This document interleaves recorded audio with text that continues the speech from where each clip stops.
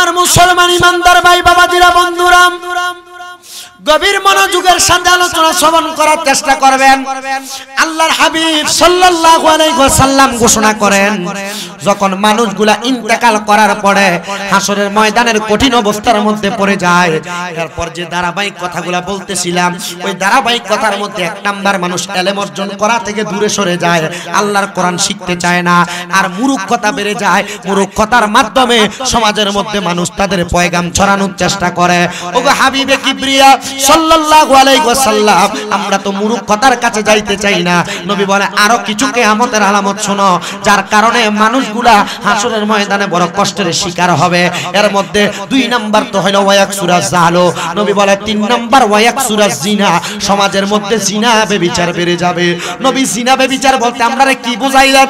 নবী আমার বলে জিনা বলতে তোমরা মনে করো একজন নারী পুরুষের অবৈধ মেলামেশা, কিন্তু মুহাদ্দিসিনে কেরাম বলে শুধু নারী পুরুষ মেলামেশা করলে জিনা হয় না, নারী এবং পুরুষ একজন আরেকজনের দিকে তাকাইলে জিনা হয়। জিনা কয়টা মাধ্যমে হয় শোনেন। জিনা হয় মানুষের চোখ দ্বারা, জিনা হয় মানুষের মুখ দ্বারা, জিনা হয় মানুষের কান দ্বারা, জিনা হয় মানুষের হাত দ্বারা, জিনা হয় মানুষের পা দ্বারা। আবার বলতেছি, জিনা হয় মানুষের চোখ দ্বারা, জিনা হয় মানুষের কান দ্বারা, জিনা হয় মানুষের মুখ দ্বারা, জিনা হয় মানুষের হাত দ্বারা, জিনা হয় মানুষের পা দ্বারা। এবার শোনেন, একটা মানুষ যখন কোনো অপকর্ম কোন মহিলার সঙ্গে অবৈধ মেলামেশা করার জন্য, অথবা যে জায়গায় বেপরদা নারী পুরুষ থাকে ওই জায়গার মধ্যে যাওয়ার জন্য তার পা দ্বারা হেঁটে হেঁটে যায়, আল্লাহর নবী বলে তার পায়ের জিনার গুনাহ তার আমলনামার মধ্যে লেখা হয়। কোন মানুষ যদি জিনার কোন কর্মের মধ্যে তার হাত দ্বারা সহযোগিতা করে, দেখেন অনেক জায়গার মধ্যে নারী দ্বারা গান করানো হয়, আল্লাহর কসম এই নারীদেরকে আল্লাহর হাবিব বলেছেন পর্দার মধ্যে থাকার জন্য। আল্লাহ ঘোষণা করে ওয়াকরনা ফি বুয়ুতিকুন্না ওয়ালা তাবাররাজনা তাবাররুজাল জাহিলিয়াতিল উলা। হে দুনিয়ার মানুষ, তোমরা তোমাদের মহিলাদেরকে জাহিলিয়া যুগের মহিলাদের মতো পর্দার বাহিরে যাইতে দিবা না।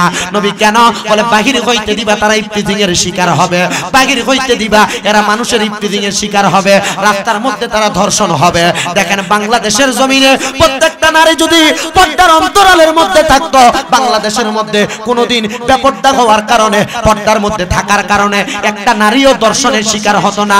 আল্লাহর কসম, বাংলাদেশের মুসলমানেরা একটা কথা মনে রাখো, তোমরা তোমাদের মাকে, তোমরা তোমাদের বোনকে, তোমরা তোমাদের বউকে, তোমরা তোমাদের কন্যাদেরকে পর্দার অন্তরালের মধ্যে ঢুকাও। বলে হুজুর পর্দা তো করাই, বোরকা তো পরাই।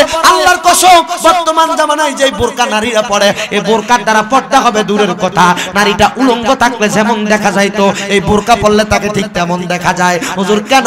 আর এটা বোরকা না, বোরকা না, এটা পরার কারণে তার পুরো শরীর প্রদর্শন করা যায়। কথা কোনে মনে আছে না নাই? এটা বড় বেপরদাপনা।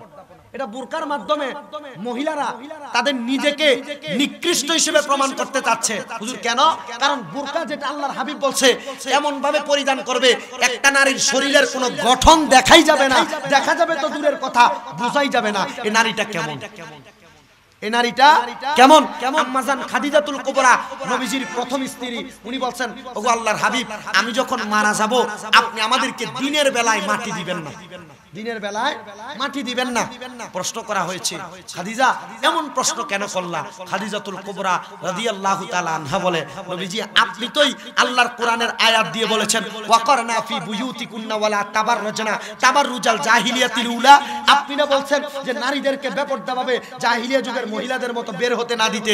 ও নবী, একটা পুরুষ যদি আমার দিকে তাকায়, তারা যদি আমার শরীর দেখে বলে আহা খাদিজার শরীরের গঠন কেমন সুন্দর ছিল, নবীজি আমি তো তখন তাদের কাছে একটা উৎকৃষ্ট থেকে নিকৃষ্টতার প্রমাণ পাবো।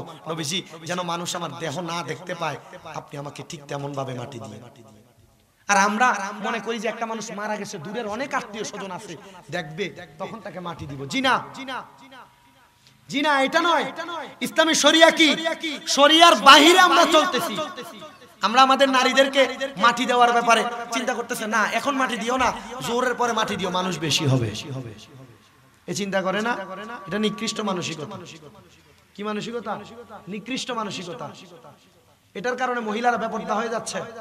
এরপরে আপনার এলাকার কোনো মানুষ মারা যাওয়ার পর বাহিরের মহিলারা এসে আপনাকে দেখতেছে, পুরুষ মানুষ আপনি মনে করছেন যে আপনার কোনো পর্দা নাই, যেহেতু নারীর পর্দার কথা বলেছেন, নারীর পর্দার পাশাপাশি পুরুষের পর্দার কথা বলা অতীব জরুরি। আপনি যে রাস্তায় হাঁটার সময় আপনি আপনার ধারাবাহিকতা রক্ষা করেন না, অনেক সময় লুঙ্গির এমন জায়গায় আলগি দেয়, আর একটু আলগি দিলে তার পুরো লজ্জাস্থান দেখা যাবে, এমন হয়। কি কথা বলেন না কেন? এমন করে কি করে না?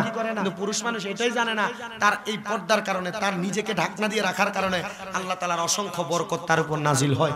তো আম্মাজান খাদিজাতুল কুবরা রাদিয়াল্লাহু তাআলা আনহা প্রশ্ন করা হয়, হে খাদিজাতুল কুবরা, তুমি কেনই কথা বললা যে আমার দেহের গঠন যেন মানুষ না বলতে পারে, এজন্য আপনি আমাকে রাতের অন্ধকারে দাফন করবেন? আল্লাহর হাবিব বলে, হ্যাঁ, খাদিজাতুল কুবরাকে রাতের অন্ধকারে দাফন করা হয়েছে। আমরা পুরুষ মানুষের পর্দা কি? আমরা একটা মাযহাব অনুসরণ করি, যে মাযহাবের নাম মাযহাবে হানাফি। বলেন মাযহাবে হানাফি।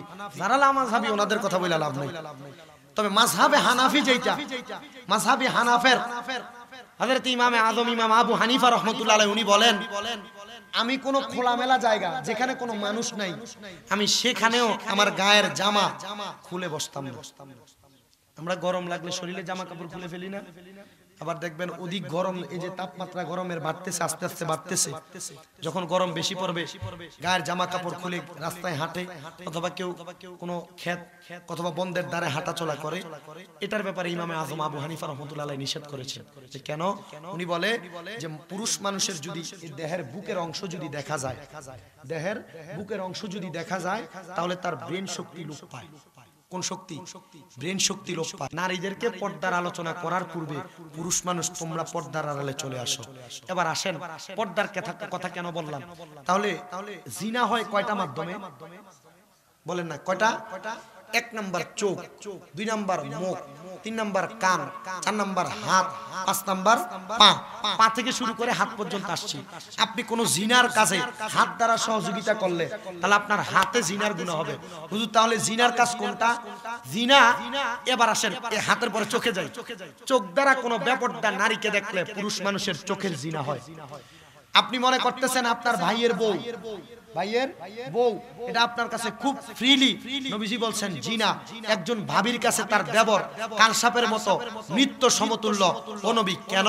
নবীজি শিক্ষা দিচ্ছে, কারণ একটা কালসাপ কামড় দিলে একজন মানুষ যেমন সাথে সাথে মারা যায়, একটা ভাবি যদি তার দেবরের সামনে যায়, ওই মহিলা ঠিক নিত্য সমতুল্যর সাথে তুলনা করে নবী বুঝাইছেন, ও মহিলা, কালসাপ যেমন ভয়ঙ্কর, তোমার দেবর তোমার জন্য ভয়ঙ্কর। এজন্য দেখবেন আমরা সমাজে এটাকে একটু বেশি মানে। গায়ে হলুদের অনুষ্ঠান করে দেবরের গায়ে হলুদে আগে ভাবি আগে তার গালের মধ্যে যে হলুদটা লাগায় না, এটা বেহায়াপনা। এটা কি পনা? বেহায়াপনা। চোখ দ্বারা কোন নারীর দিকে তাকাইলে তার চোখের জিনা হয়। কান দ্বারা কোন পরনারীর কানের গলার আওয়াজ শুনতে পাইলে তার কানের জিনা হয়। মুখ দ্বারা কোন নারীর সঙ্গে, যে নারী আপনার জন্য আমার জন্য গায়রে মাহরাম, ওই নারীর সঙ্গে কথা বললে আপনার মুখের জিনা হয়। তো আপনি তো রাস্তার মধ্যে কোন পরনারীর সঙ্গে কথা বলতে দ্বিধা করেন না, কোন পরনারীর দিকে তাকাইতে দ্বিধা করেন না, কোন পরনারীর গলার আওয়াজ শুনতে আপনার কাছে বড় ভালো লাগে। যারা মহিলাদের কণ্ঠের গানের আওয়াজ শুনেন, আপনি মনে রাখবেন এই গানের আওয়াজ শোনার কারণে আপনার কানের জিনা হয়। এই আমার নালবহর এলাকার পর্দার অন্তরালের মা বোনেরা, আপনারা যারা মাইকের আওয়াজ শুনতেন, আপনাদেরকে বলি, আপনাদেরকে পর্দা করার কথা আমার আল্লাহ পাকের পেয়ারা হাবিব নিজেই ঘোষণা করে দিয়েছেন। হুজুর কেন বলেছেন? কারণ একটা মহিলা যদি বেপর্দা হয়, একটা মহিলার কারণে সর্বনিম্ন 4 জন ব্যক্তি দোজখের মধ্যে যাবে। ও মুসলমান, আবার শুনেন, আপনাদেরকে জানার জন্য বলছি, যদিও আমি ইউটিউবে সোশ্যাল মিডিয়ায় যেভাবে আলোচনা দেখেন আমি সেইভাবে ওয়াজ করতেছি না, তবে আপনাদেরকে মূলত সাবজেক্টের উপরে কথা বলার চেষ্টা করতেছি। একটা নারীর কারণে কমপক্ষে 4 জন পুরুষ মানুষ দোজখে চলে যাবে। নবীজি কারা? আমার নবী বলে, 1 নাম্বার একটা মেয়ের কারণে তার বাবা দুজকে যাবে। আপনারা যদি কেউ কোনো কন্যা সন্তানের বাবা হয়ে থাকেন, আল্লাহর নবী বলে কোন বাবা যদি তার কন্যাকে পর্দা না করায়, কোন বাবা যদি তার কন্যাকে পর্দা না করায়, বেপর্দার কারণে ওই কন্যা যখন দুজকে যাবে একা যাবে না, ওই কন্যা বলবে হে আল্লাহ, আমার আব্বা জানের দায়িত্ব ছিল আমাকে পর্দা করানো, আমার আব্বা জান করায় নাই, এজন্য ওই কন্যা সন্তান তার আব্বা জানকে নিয়ে পর্যন্ত দুজকের মধ্যে চলে যাবে। ও মুসলমান, নবীর উম্মতের দলেরা মনোযোগের সাথে আলোচনাটা শ্রবণ করার চেষ্টা করেন। আল্লাহর হাবিব এই কথা শুধু বলেন নাই, নবী বলে 2 নাম্বার, দুনিয়ার জমিনের মধ্যে যখন তার একটা কন্যা সন্তানের ভাই, আপনাদের যাদের বোন আছে, নবী বলে তার ভাইটা জাহান্নামে চলে যাবে। নবী কেন? একটা ভাই যদি তার বোনকে পর্দা না করায়।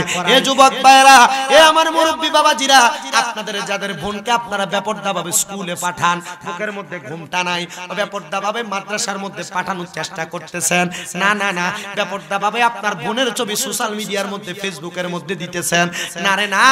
ও যুবক ভাই মনে রাখবা, ও মুরব্বীরা মনে রাখবা, তোমার বোনটা বেপর্দা হওয়ার কারণে, তোমার বোনটাকে পরপুরুষ দেখার কারণে তুমিও তোমার বোনের সাথে জাহান্নামে যাবা, বেপর্দা হওয়ার কারণে।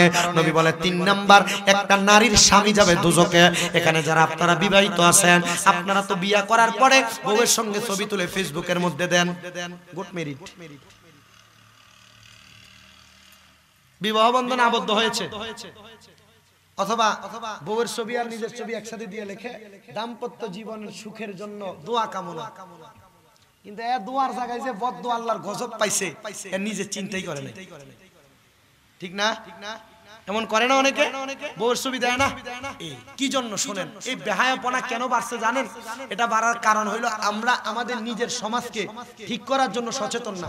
তবে একটা কথা আমি বলতে পারি, এতটুকু বলতে পারি, আপনাদের এই সিলেটের কিছু অঞ্চল আছে, এই অঞ্চলের অনেক এলাকায় বিবাহের মধ্যে গান বাজনা করা, স্পিকার বাজানো বন্ধ। অনেক এলাকায় আমি যাওয়ার পর আমি অনেক জায়গায় দেখেছি। আউশকান্দি মৌলভীবাজারের কিছু এলাকা, তারপর নবীগঞ্জের কিছু এলাকা, ওই এলাকায় যদি কোনো বিয়ের মধ্যে গান বাজনা করা হয়, নারী পুরুষ নাচানাচি এগুলা করা হয়, গায়ে হলুদের অনুষ্ঠানে এই গায়ে হলুদ মাখামাখি এগুলা করা হয়, এলাকার মানুষ সামাজিকভাবে ঘোষণা দিয়েছে আমরা ওই বিবাহের অনুষ্ঠানে যাব। কি আল্লাহু আকবার বলবেন না? এমন একটা ভালো কাজের উদ্যোগ আপনারা নেন, এমন একটা ভালো কাজের উদ্যোগ আপনারা নেন, নিতে পারলে আপনাদের লাভ হবে। হুজুর কেন লাভ হবে? লাভটা হলো এটা, আপনি দুনিয়াতে মানুষের অপপ্রচার অথবা মানুষের হিংসাত্মক ভাবে পড়তে পারেন, কিন্তু জিনা আপনি আমার আল্লাহর কাছে সবচাইতে প্রিয় বান্দা আবেদ সালেহ হিসেবে প্রমাণ পাবেন। আপনি যে আপনার বউকে বেপর্দাভাবে পাঠাচ্ছেন, আপনার বউকে বোরকা কিনে দেওয়ার আগে সাবধানে দিবেন। আর মা বোন যারা পর্দার আড়ালে শুনছেন, শোনেন, আপনাদেরকে বলছি, মহিলারা তাদের স্বামীর কথা বর্তমানে অনেক কম শোনে, এই কথাটা একটু পরে বলছি। তো 1 নাম্বার, 3 নাম্বার হলো একটা নারী বেপর্দা হয়ে যাওয়ার কারণে একটা স্বামী যদি তার স্ত্রীকে পর্দা না করায়, তা আপনি আপনার বউকে যে একবার নরমাল কাপড় পরাইয়া দাওয়াত খাইতে নিয়ে গেছেন, নরমালি কাপড় পরে চলে গেছে দাওয়াত খাওয়ার জন্য, যায় না এমন ভাবে, এগুলা যে করছেন আপনি দোজকে যাবেন, শিউর ধরে রাখেন। কেন? আল্লাহর নবীর কথা, আল্লাহর নবীর কথা কোনোদিন কোনো জায়গায় মিথ্যা হবে না। আপনি মনে করতেছেন আপনি নবীর উম্মত, মাপ পেয়ে যাবেন। নবীর উম্মত মাপ পাবে তখন যখন নবীর কথা মোতাবেক চলাফেরা করেছে, আপনি তো চলাফেরাই করেন না। নবী আমার বলে 4 নাম্বার, কোন সন্তান যদি তার মাকে পর্দা না করায়, আপনাদের যাদের মা আছে আপনারা মনোযোগ দেন, কোন সন্তান যদি তার মাকে পর্দা না করায়, আল্লাহর নবী বলেছে ওই সন্তান দোজখে যাবে। আপনি আপনার মাকে নরমালি আপনি ছেড়ে দিবেন। আমি আপনাদেরকে আরো সাধারণ একটা উদাহরণ দিয়ে বোঝাইলে আপনি বুঝতে পারবেন। আমার ঘরে আমি মাহফিল করে রাত্রবেলা যায় যখন ঘরে ঢুকি, ফজরের নামাজ আদায় করার পরে আমি আমার ঘরে ঘুম যাই। ঘুম থেকে ওঠার পরে একদিন যখন 11:30 বাজে, আমার মাকে দেখলাম একজন মুরব্বী ভিক্ষুককে ভিক্ষা দিতেছে। আমি আমার মারে কইছি, আম্মা আপনি কেন ওনার ভিক্ষা দিতে গেলেন? উনি তো মুরব্বী, পরপুরুষ, দেখলে গুনাহ হবে। হ্যাঁ গুনাহ হবে। আমার আম্মা আমাকে বলছে বাবার মতো দেখতে। কিসের মতো? বাবার মতো মনে করে, বাবার মতো দেখতে কি হবে? আমি বললাম, আম্মা আল্লাহর নবীর হাদিস আর আল্লাহর কোরআনের আইনের বিরোধিতা আপনার এই কথা। কেন? কারণ বাবার মতো ভাইয়ের মতো দেখতে মনে করেও কোন মহিলা কোন পরপুরুষের সামনে যাইতে পারবে না। আপনাকে অনেক মহিলারা দেখলে ভাই বানায়, আবার আপনি অনেক মহিলাদেরকে দেখলে বোনের মতো মনে করেন। মনে করে এই মহিলার সামনে সুন্দর কথা বলতেছেন, নবীজি বলে এটা বেহায়াপনা। এটা কি পনা? বেহায়াপনা। এজন্য দাইকা ভাইও বানানো যাবে না, বোনও বানানো যাবে না। বোন বানাইলো এটার কারণে আপনি দুজকে যাবেন কেন? এটা আপনার জন্য হারাম মহিলা। এটা আপনার জন্য কি মহিলা? হারাম মহিলা। আল্লাহ যেন এমন হারাম দিক থেকে বেঁচে থাকার তৌফিক দান করে, জোরে পড়ে না আমিন। আপনারা দাওয়াত দিয়ে গেলাম, যদি কখনো কুমিল্লাতে যান আপনাদের দোয়ায়, কুমিল্লা শহরে আমার 6টা মাদ্রাসা, এর মধ্যে আমার যে বাড়ি এটা দোতলা একটা করে রাখছে, এখনো চালু করি নাই। আমার নিচতলায় যে ঘরের অংশ, বারান্দার প্রত্যেকটা অংশতে এখনো পর্যন্ত টানা টানা এভাবে লম্বা যেভাবে পর্দা দেওয়া। কেন জানেন? আমার ঘরের যে মাঝখান, এই মাঝখানের বরাবর আরেকটা পর্দা দেওয়ার জন্য, চুলার দুয়ার থেকে আমার বারান্দার অংশ থেকে কোনো পুরুষ আসলে আমার ঘর না দেখা যায়। কেন দিছি জানেন? কারণ একটা কারণ, আমি 1000 মানুষকে বোঝানোর পরে আমার 1000 মানুষের এই কথা যদি আমি নিজে না আমল করি, তাহলে আমার 1000 মানুষকে বোঝানো কোনো কাজ হবে? কারণ দুনিয়ার জমিনে এমন কোনো কথা যে ব্যক্তি বলল সে নিজে করলো না, আল্লাহর হাবিবের কাছে সে সবচাইতে বেশি অপরাধী। এবার শুনেন মা বোনেরা, আপনারা আপনাদের স্বামীর কথা, সন্তানের কথা, তাদের কথা শুনে পর্দা করবেন দূরের কথা, আপনারা পর্দাই তো করেন না, স্বামীর অনুমতি ছাড়া ঘরের বাহিরে চলে যায় এমন মহিলা সবচাইতে বেশি বর্তমান জামানায়। আর আল্লাহর নবী শিখিয়ে দেয়, একজন মহিলা তার স্বামীর অনুমতি ছাড়া তার বাবার বাড়ি তো যাইতে পারবে না।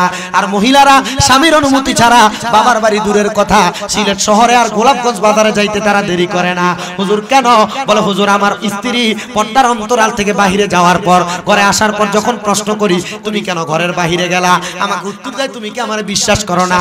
আল্লাহর নবী কয় না, বিশ্বাস করে না, কারণ তুমি মহিলা, স্বামীর অনুমতি ছাড়া যদি তুমি ঘরের বাহিরে যায় বেপর্দা ভাবে রাস্তায় ঘুরতে পারো, এই জন্য তুমি মহিলা বেপর্দা ভাবে রাস্তায় ঘুরতে পারলে অন্য কোন পর পুরুষের সঙ্গে সম্পৃক্ত হতে তোমার দেরি হবে না। কারণ নবী বলতেছে একজন মহিলার সঙ্গে একটানা আল্লাহ তাআলা 2 জন করে শয়তান নিয়োগ করে রেখেছেন। ওই শয়তান হাজার হাজার সময় চেষ্টা করে মহিলাকে ধোঁকা দেওয়ার জন্য। এবার সিদ্ধান্ত আপনার, আপনি কেমন করে আপনার স্ত্রীকে কন্ট্রোল করবেন? বলে হুজুর কেমনে বুঝবো? একজন মহিলার সঙ্গে এমন 2টা শয়তান নিযুক্ত করা আছে। নবী বলে শোনো, এই 2টা শয়তান একজন মহিলার সঙ্গে আর একটা সন্তান একজন পুরুষের সঙ্গে, তাদেরকে ধোঁকা দেওয়ার জন্য সর্বক্ষণ চেষ্টা করে। আর নবী বলে বিকাউলি আস্তাগফিরুল্লাহ রাব্বি মিন কুল্লি জামবি ওয়া আতুবু ইলাইহি লা হাওলা ওয়ালা কুওয়াতা ইল্লা বিল্লাহিল। পুরুষ মানুষ এটা বেশি বেশি তোমরা পড়বা। বলে কেন? বলে এটা যখন পড়বা শয়তান তোমার ধোঁকা দিতে পারবে না। আপনারা আপনাদের নারীদেরকে কন্ট্রোল করতে পারেন আর না পারেন, নবী বলছে তোমরা করার চেষ্টা করো। আপনি আপনার বউকে কত পর্দায় ঢুকানোর চেষ্টা করেন, আপনার বউ শুনেই না। আপনি আপনার বউকে বলতেছেন তুমি পর্দা করো, কিন্তু বর্তমান জামানায় অনেক যুবক ভাইদেরকে দেখা যায় তারা তাদের স্ত্রীকে নিজে যদিও একবারে র্যান্ডম চলাফেরা করে, তারা তাদের স্ত্রীদেরকে পর্দা করায়। এমন অনেক দেখেছি আমি, রাস্তায় তো আমরা চলাফেরা করি। তবে হ্যাঁ, যেই যুবক ভাইয়েরা, যেই মুরব্বীরা, যেই সমাজের মানুষরা তাদের বউকে রাস্তা দিয়ে একবার হাঁটায় হাঁটায় নিয়ে যান, তাদের কাছে আমার একটা প্রশ্ন থাকে, কি জানেন? আপনাদের এলাকায় দেখবেন কলা গাছ, পেঁপে গাছের মধ্যে পেঁপে ধরার পর মানুষ যেন মুখ না লাগে, মানুষ দেখবেন এটার ভিতরে ফাইল্লা, বোঝেন আপনারা ফাইল্লা বলেন, মাটির হাড়ি, এটার মধ্যে চুল লাগাইয়া দেখবেন পেঁপে গাছে ঝুলাইয়া দেয়। আবার কালো কাপড়ে চুল লাগাইয়া পেঁপে গাছে ঝুলাইয়া দেয়।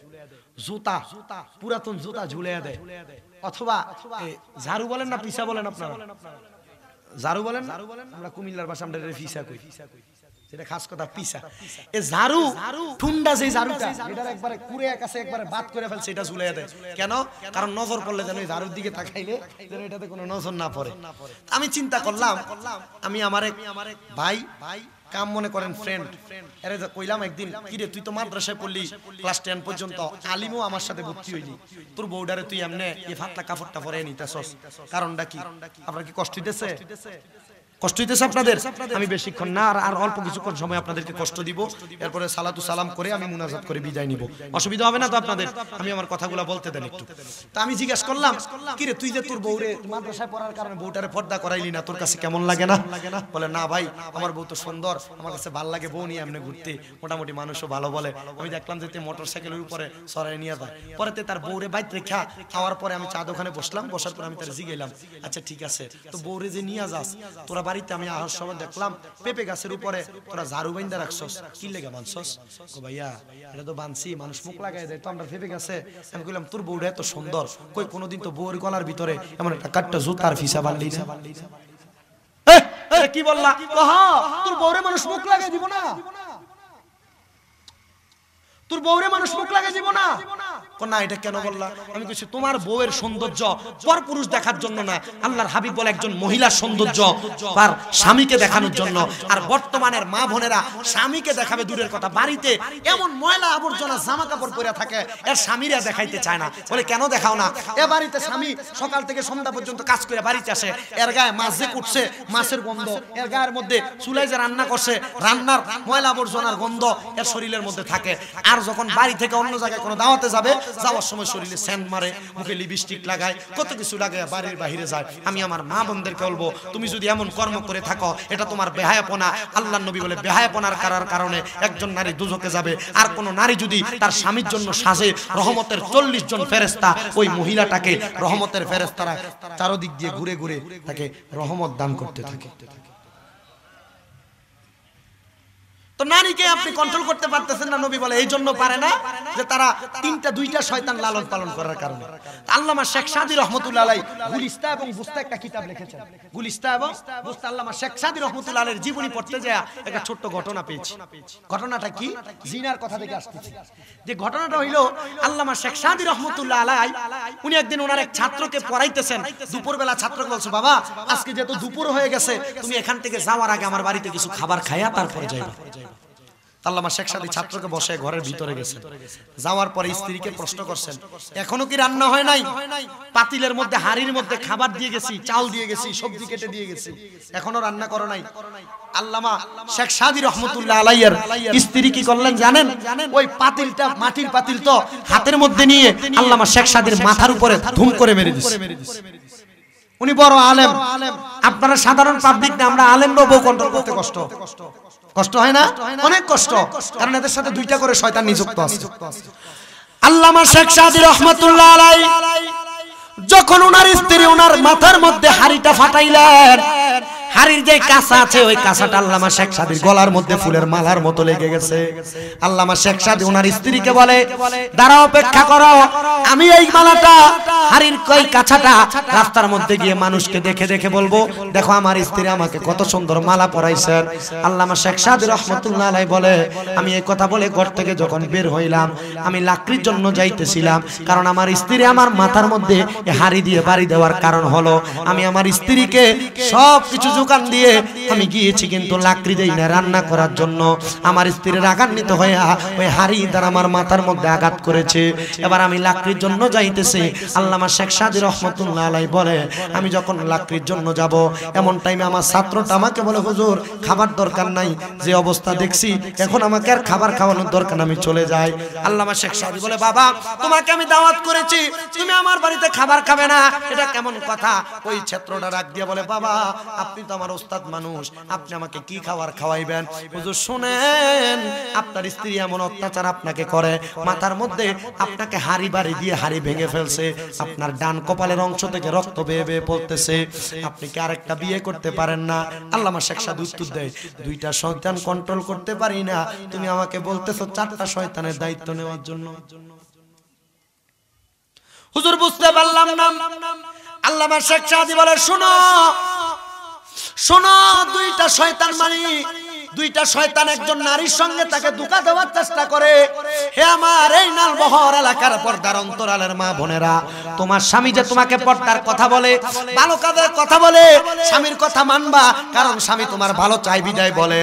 কারণ দুইটা শয়তানের কথা বইলা বুঝাইছে, একটা নারীকে ধোঁকা দেওয়ার জন্য দুইটা শয়তান তার পিছনে পিছনে লেগে থাকে। আল্লামা শেখ সাদী এই কথা বলার পরে ওই ছাত্র বলে, হুজুর বুঝলাম, তাহলে আপনি লাকড়ির জন্য যাচ্ছেন। আল্লামা শেখ সাদী জঙ্গলে যাইয়া গাছের উপর ওইটা নিজে লাকড়ি ভেঙ্গে ভেঙ্গে ফালাইলেন। লাকড়ি ভাঙার পর আল্লামা শেখ সাদী নিচের দিকে তাকায় দেখতেছেন ওনার লাকড়িগুলার পাশে জঙ্গলার একটা ভাগ ঘোরাফেরা করতেছে। আল্লামা শেখ সাদী চিন্তা করলেন, যে তো ভাগটা ঘোরাফেরা করতেছে, আমি আরো কিছু লাকড়ি ভেঙ্গে নেই, কারণ আমি বেশি লাকড়ি নিয়ে গেলে পরের দিন আর লাকড়ির জন্য আশা লাগবে না, সময় নষ্ট হবে না, আমি আমার বিদ্যাটা এলেমটা বেশি বেশি করে অর্জন করতে পারবো। বেশি লাকড়ি ভাঙছে আর ভাগ উপরের দিকে তাকায় আছে। আরে কিতাব প্রমাণ করতেছে আল্লামা শেখ সাদী রহমাতুল্লাহ আলাইহির ঘটনা বাক্কা জঙ্গলের আড়ালের মধ্যে লুকাইছে আল্লামা শেখ সাদীর উপর হামলা করার জন্য। এবার বলেন দুনিয়ার জমিনের মধ্যে কেউ যদি আল্লাহ পাগল হয়ে যায়, নবী পাগল হয়ে যায়, আল্লাহ বলা হয়ে যায়, বনের বাঘও তাকে কিন্তু ভয় পায়। এ কথা আমাদের নয়, এ কথা আল্লাহর নবীর হাদিসের কথা। শোনরে মুসলমান নবীর উম্মতের দলেরা, এবার আল্লামা শেখ সাদী নিচে নাইমা বাঘ যখন বাইর হয় না, আল্লামা শেখ সাদী ডাক দেয়, কই রে ভাগ সামনে আয়, আমার লাকড়ি অর্ধেক আমি বোঝাই করব আর অর্ধেক তোমারে দিয়ে আমি বোঝাই করে করে নিব। আল্লামা শেখ সাদী রহমাতুল্লাহ আলাইহি ওই বাঘের পিঠে অর্ধেক লাকড়ি দিয়া আর অর্ধেক নিজে নিয়া বাড়ির মধ্যে রাখছেন। আল্লামা শেখ সাদীর স্ত্রী বলে, আমি তাকে দেখলাম একটা বাঘকে কন্ট্রোল করে আল্লামা শেখ সাদী আমার স্বামী বাড়ির মধ্যে নিয়ে আসছে লাকড়ি বোঝাই কইরা, আর আমার স্বামী বাঘকে কন্ট্রোল করতে পারছে, আমি নারীকে কন্ট্রোল করতে পারে নাই। আল্লামা শেখ সাদী ঘরে যাওয়ার সাথে সাথে ওনার স্ত্রী ওনার কদমের মধ্যে পড়ে গেছে আর ডাক দিয়া বলে, স্বামী আপনাকে চিনতে পারি নাই, আপনাকে বুঝতে পারি নাই, আপনি আমাকে ক্ষমা করে দিবেন। হে পর্দার অন্তরালের মা বোনেরা, আপনার স্বামী আপনাকে যত রকমের কথা বলে আপনার ভালোর জন্য যেহেতু বলে, আপনার স্বামীর অবাধ্য আপনি হবেন না, স্বামী যেমন ভাবে বলুক না কেন, কারণ নবীর কথা স্বামীর আদেশ ছাড়া একটা মহিলা যেহেতু বাবার বাড়ি তো যাইতে পারবে না। এবার বলেন আই দুনিয়ার জমিনের মধ্যে মহিলাদেরকে পর্দা করানোর জন্য স্বামী যেমন আদেশ করবে, মহিলারাও তেমন স্বামীর আদেশ মানার দরকার আছে না না? এই দুইটা কথার উপরে আমল। এক নাম্বার পাক্কা মুমিন হইয়া কবরে যাবেন, হাসরের ময়দানে শান্তিতে থাকবেন। দুই নাম্বার পাক্কা মুমিন হওয়ার পর আপনি যখন আপনার পরিবারকে ঠিক করতে চাইবেন, মনে করেন আপনি 5 ওয়াক্ত নামাজ পড়লেন, লম্বা পাঞ্জাবি, মাথায় টুপি, সুন্দর দাড়ি, কিন্তু আপনার বউ, আপনার মেয়ে, আপনার নাতনি এরা রাস্তার ভিতরে এমনি এমনি নরমাল কাপড় পরে পরে হাঁটে, আপনার নামাজের কোনো দাম নাই, নামাজের কোনো দাম নাই। আল্লাহ তাআলা আমাদেরকে পাক্কা মুমিন হওয়ার এবং আমাদেরকে আমাদের পরিবারদেরকে পর্দা করানোর তৌফিক দান করুন। জোরে পড়েন আমিন। সবাই একটু জিকির করেন লা ইলাহা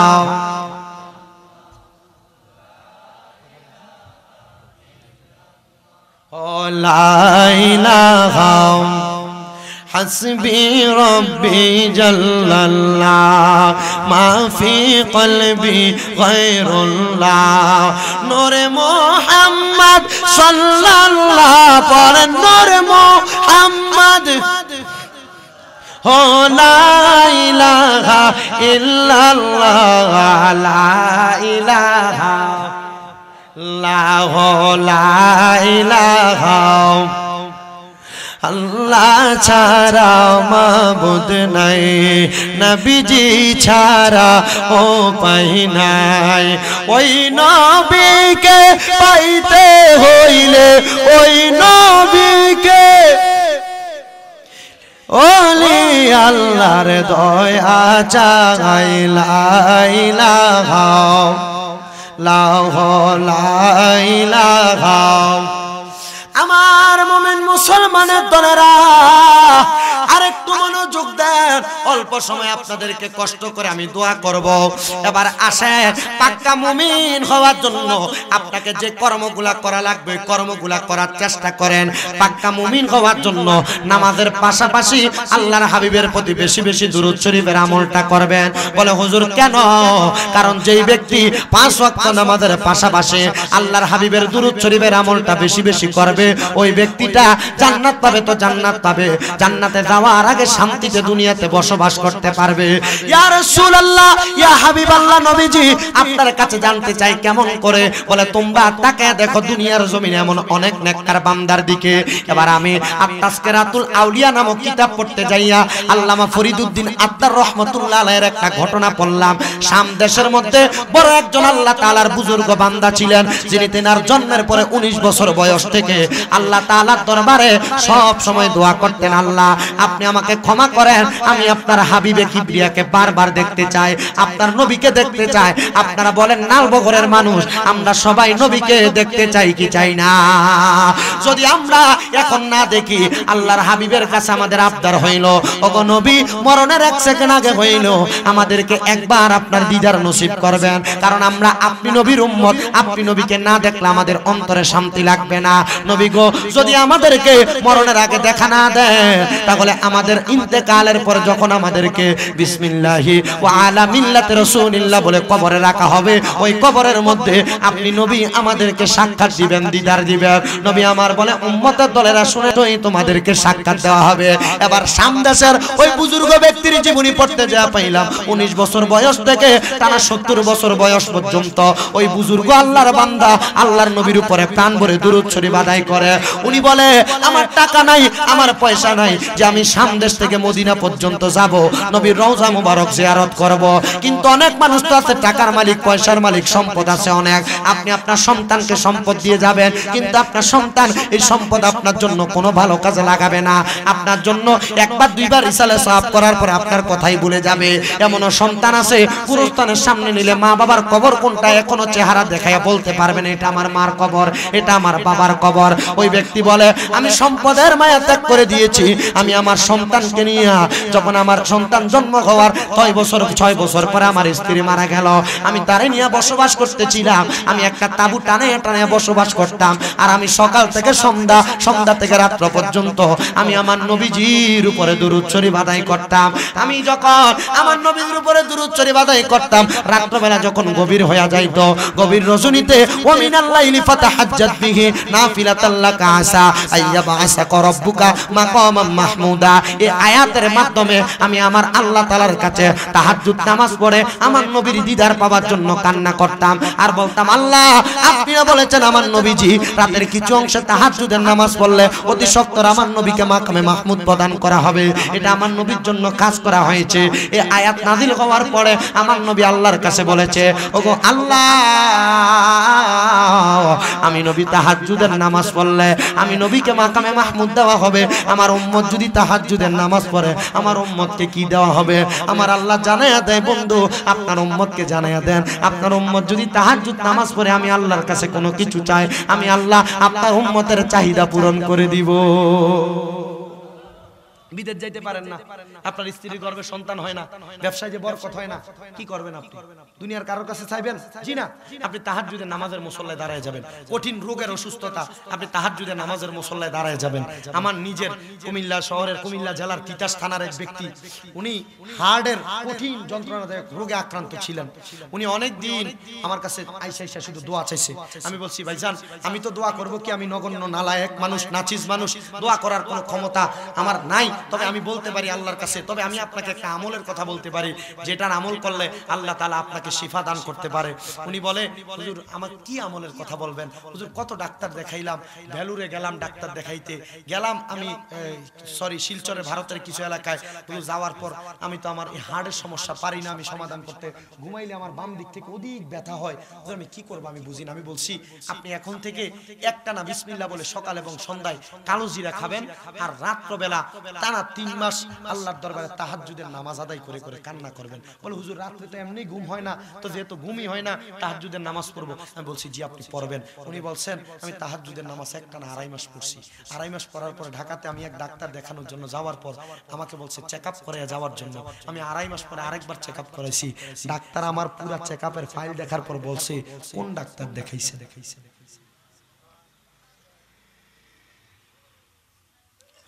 ওই ব্যক্তির ছেলে আমাকে বলে হুজুর আমার আব্বা ওই ডাক্তারের চেম্বারের মধ্যে আল্লাহ বলে একটা চিৎকার দিয়ে সাজদা দিছে।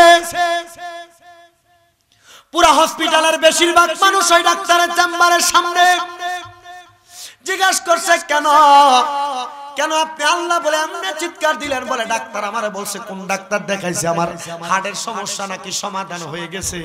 শোনো রে দুনিয়ার মানুষ, আমি দুনিয়ার কোন ডাক্তার দেখাই নাই, আমি রাতের গভীরে তাহাজ্জুদের নামাজের মুসল্লায় বসে বসে আল্লাহর কাছে চোখের পানি ফালায়া ফালায়া কান্না করেছি। আর আমার আল্লাহ তাআলা এই তাহাজ্জুদের নামাজের বরকতে আমি আল্লাহর বান্দার এই হাড়ের কঠিন সমস্যা সমাধান করে দিছে। আমার কোনো ব্যথা নাই। আগে আমি যদিও 12-13 লক্ষ টাকা খরচ করেছি, সামান্য 100 টাকার জিরা কিনা খাইছি, আর সামান্য পরিমাণ তাহাজ্জুদের নামাজ আমি 2.5 মাস টানা পড়ছি। আমার আল্লাহ তাআলা তাআলা আমার এই হাড়ের সমস্যার সমাধান করে দিয়েছে।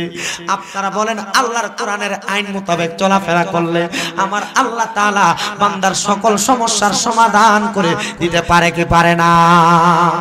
ওই বুজুর্গ ব্যক্তি বলে সেই খাতিরে আমি তাহাজ্জুদের নামাজ পড়লাম, আল্লাহর নবীকে দেখার জন্য বারবার আমি কাঁদলাম। তাহাজ্জুদের নামাজ পড়ে আমি শুধু দোয়া করি আসসালাতু আসসালামু আলাইকা ইয়া রাসূলুল্লাহ, আসসালাতু ওয়াসসালামু আলাইকা ইয়া রাসূলুল্লাহ, আসসালাতু ওয়াসসালামু আলাইকা ইয়া রাসূলুল্লাহ, আসসালাতু ওয়াসসালামু আলাইকা ইয়া রাসূলুল্লাহ।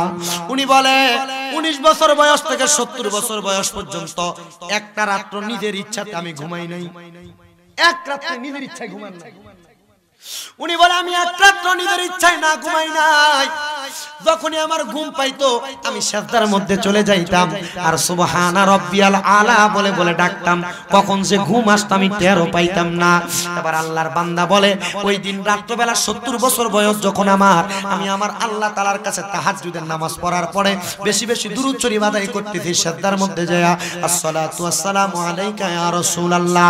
ওই ব্যক্তি বলে আমি দুরূদ শরীফ পড়তে পড়তে হঠাৎ করে আমি দেখলাম সাদা রঙের পোশাক পরা কে জানি আমাকে আইসা ডাক দিতেছে, আয় রে আয়, হে আমি নবীর উম্মত আয়, আমি নবীকে দেখার জন্য চলে আয়, মক্কা মদিনার মধ্যে চলে আয়। এবার আমি ঘুম থেকে জাগ্রত হইয়া আমার জামা কাপড় নিয়ে রওনা করলাম মদিনার উদ্দেশ্যে। এমন টাইমে আমার সন্তান আমি বাবার সামনে এসে দাঁড়ায়া বলে হে আব্বা জান কোথায় চলে যান? বলে আমার নবী আমাকে ডাক দিয়েছে মদিনার নবীকে দেখার জন্য, রওজায়ে আথারে যাওয়ার জন্য। এবার আমি রওনা করলাম, আমার সন্তান আমাকে বলল আব্বা জান আপনি যেহেতু যাবেন আপনার সঙ্গী মানে আমাকে নিয়ে যান। ওই সন্তান তার বাবার সঙ্গে রওনা করলেন। রওনা করতে করতে শামদেশ এবং মদিনার মধ্যবর্তী জায়গার মধ্যে উপস্থিত হয়েছেন। উপস্থিত হওয়ার পরে ওই আল্লাহর বান্দা লক্ষ্য করে দেখতেছেন তার আব্বা জান এই মধ্যবর্তী জায়গায় এসে অসুস্থ হয়ে গেছে। 3 দিন পর্যন্ত এক জায়গার মধ্যে পড়ে আছে, কিন্তু তার দুরূদ শরীফ পড়া বন্ধ নাই। ওনাকে জিজ্ঞাসা করা হয় কেন আপনি এত বেশি দুরূদ শরীফ আদায় করে? বলে দুরূদ শরীফ আদায় করে আমি যদি আমার নবীকে দুনিয়াতে একবার দিদার পাই মৃত্যুবরণ করে আমার কবরে কোনো ভয় থাকবে না, হাসরে কোনো ভয় থাকবে না, মিজান ফুলসেরাতে কোনো ভয় থাকবে না। এজন্য আমি আমার নবীর উপরে বেশি বেশি দুরূদ শরীফ আদায় করি।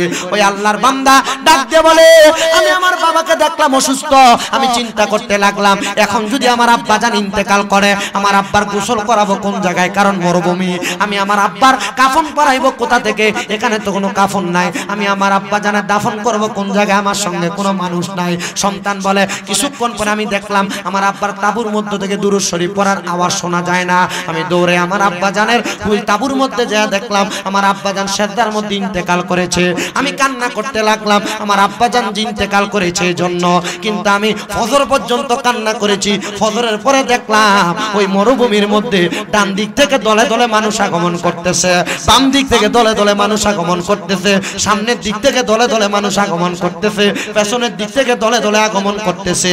এত মানুষ আগমন করার পরে আমি দেখলাম তারা নিজে নিজে আমার আব্বা জানের লাশটাকে তারা গোসল করাইলেন। আমার আব্বা জানের লাশটা সামনে রেখে আমাকে জানাজা পড়ানোর জন্য দাঁড় করাইয়া মানুষগুলা কাতারবদ্ধ হয়ে দাঁড়িয়ে গেছে। আমি যখন এমন অবস্থা দেখলাম, আমি জানাজার নামাজ পড়ানোর পরে মানুষগুলো আমার আব্বা জানকে কাফন দাফন শেষ করে যখন চলে যায়, আমি দেখলাম একজন মানুষ দাঁড়িয়ে আছে। আমি ওনাকে প্রশ্ন করলাম আমি তো কাউকে কোনো খবর দেই নাই আমার আব্বা জান যে মারা গিয়েছে।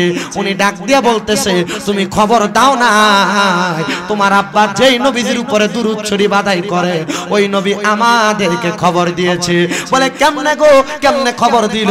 আপনার কাছে জানতে চাই। বলে গতকালকে আমরা যখন ফজরের নামাজের আগে ঘুমিয়েছিলাম আমাদেরকে ঘুমের ঘরে সাদা পোশাক পরিহিত অবস্থায় রাহমাতুল লিল আলামিন নবী আমাদেরকে জানিয়ে দিয়েছে তোমরা যদি সাচ্চা পাক্কা একজন আশিকে রাসূলের জানাজার নামাজ পড়তে চাও তোমরা ওই মরুভূমির প্রান্তরে চলে যাও। মরুভূমির প্রান্তরে একজন আশিকে রাসূল ইন্তেকাল করে পড়ে আছে, তোমরা তার জানাজার নামাজ আদায় করে তাকে ওই জায়গায় দাফন করে চলে আসো।